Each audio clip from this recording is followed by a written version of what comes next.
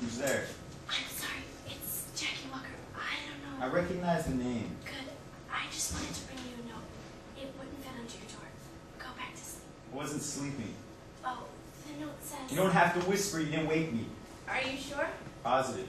May I turn on the light? Fine. The note just says, I hope there are no hard feelings, and also congratulations, because making it to the finals as a freshman is really great. Very nice of you. Yeah, it was. I'll go now. Okay. Do you realize you haven't moved since I walked in here? Yes. Don't you think that's sort of rude? As rude as walking into a stranger's room uninvited? We aren't strangers. We were photographed together.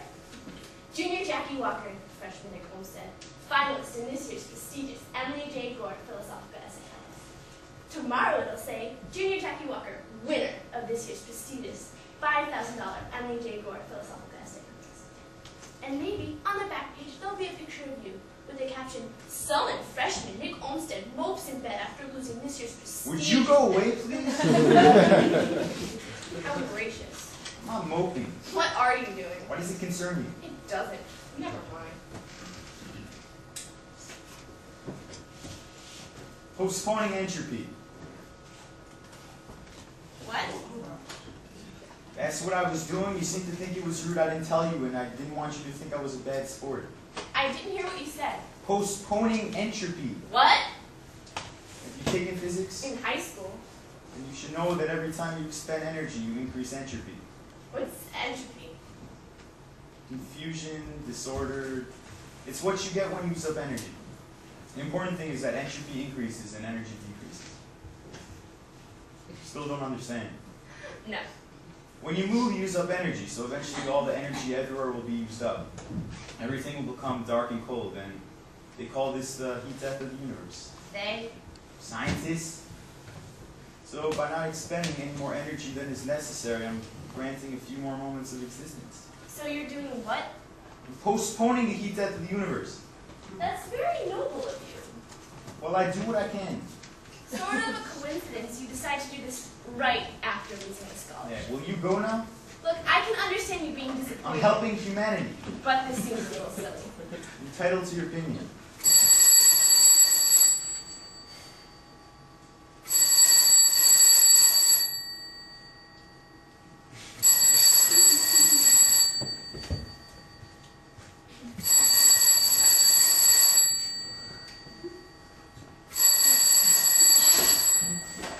Hello? Hello, is Nick there? Yes, he is. May I ask who's calling? Tell him it's Stacey. It's Stacey. Stacey. Stacey. Stacey Howard. Stacey Howard. I knew that. Give me the phone. What, you want me to bring it to you? Yes, lay it next to my ear. Here, please. Forget it. No, I'm not kidding. I need the phone. Then you Call might back later if you want. You can call back later if that's better. It's not better. Bring me the phone. If you want to talk to her, you can come get it. Give it to me now. Then come get it. Give me the phone. I think this is a bad time. She takes it this is a bad time. It's not a bad time. Then why don't you talk to your friend? You know what? Nick can't come to the phone right now. He's postponing entropy. Alright. Maybe I'll call back later? Bye. Bye. She sounded confused. Was that your girlfriend? I can't believe you just did that. And I can't believe you wouldn't get up. Are you that unhappy? I'm not unhappy. Of course you are. I would be, but I learned how to handle disappointment. Helping humanity. I'm not disappointed. Of course you are. Can I tell you a story I think might help? Sacrificing myself for my species. Can I tell you the story? Will you leave? Please? If I let you tell the story, will you leave my room? Yeah. Do it. Alright. Once upon a time, there was a girl. We'll call her Karen. Karen was left fielder on her high school softball team. That was really good. They didn't lose a game all season, and they won their district easily. But on the second game of their state championships, with the score 23-12, on the bottom of the ninth, with 2 outs, the other team hit a pop fly right to her. If she had caught that ball, they would have won the game and probably the state championships. But she didn't. She dropped it. And the girl on third scored 23-13. And then another girl scored. And another one. And another one. And another one. And when the score was 23-19, Karen started to cry because she knew she ruined the whole game. And sure enough, she cried through the next 30 minutes of the game, while one player after another scored. And Then you lost 24 to 23. And after that, no one would talk to her. That was you. Are you kidding? I played shortstop. I never missed. Well, Miss Butterfingers had it right in her glove. I could have killed her a whole season down the tubes. Why are you telling me this? I don't know. It just makes me so angry just thinking about it. It was a really easy pop play. All she had to do was get under it and use both hands. But no, she had to be all, watch me make the winning play. In the long run, it didn't even matter. I wouldn't say that. None of the kids at school would talk to her. She didn't even get a date for prom. And about a year later, her dad lost his job and they had to move away. It was never explicit, of course, but I figured it had something to do with dropping that softball. Why are you telling me this story? I'm probably quite poor now. I don't understand this. Do you have something better to do? Helping humanity. You don't seriously believe that. You know, it's what I've chosen to do with my life, and I really wish you let me do it in peace. You're seriously not going to move? No. Not even to eat? That would require energy. That's really stupid. What if I make you? You can't. I'm not going to move, and you can't make me.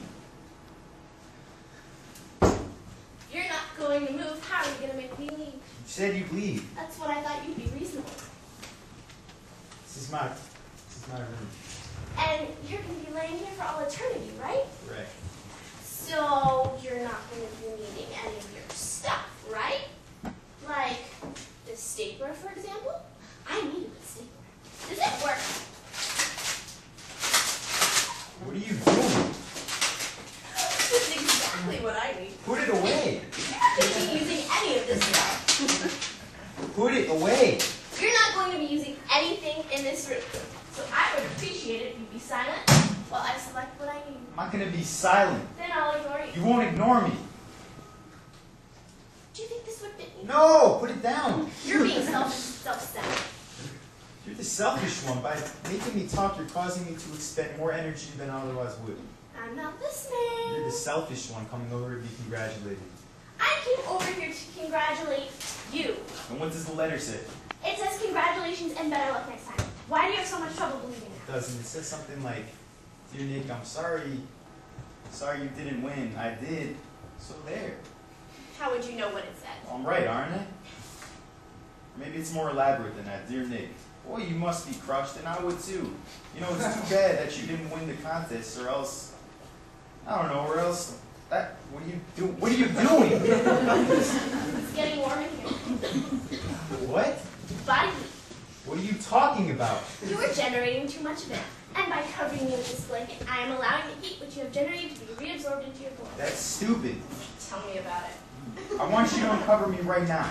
This is disgusting. It's disgusting. Under your rug, it's filthy. No wonder everything else is so clean. Why are you looking under my rug? I'm not looking under it. I'm taking it. This isn't funny anymore. It's not supposed to be funny. You're not going to be using anything in this room like this entire tube of toothpaste.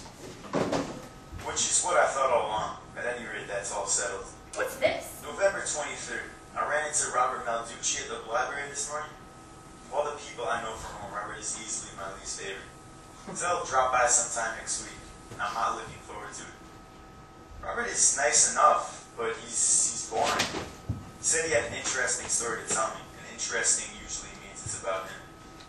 With any luck, I won't be home when he gets here. I get it. It's a diary, right? That's private. Oh, let me listen to it a little bit. No. Oh, please. No. I won't tell anyone. No.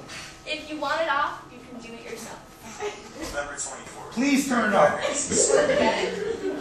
Last night was the first I talked to her in around 4 months. When we said goodbye at the train station, we suddenly realized that neither of us had a pencil or paper. So Mary whips out some change out of her pocket and figures out a way to spell out her new phone number using that. You know, a nickel equals 5, a penny equals 1, and so on. It was pretty clever, and I told her I'd call her in a few weeks, but the problem was the change she gave me was the only change I had. You did it! And on the train, I got thirsty. How thirsty could you be? Incredibly thirsty, so I spent the change. And then last night, she calls me and says, why haven't you talked to me for 4 months? And I told her, well, I traded your phone number for medium cherry Coke, no ice.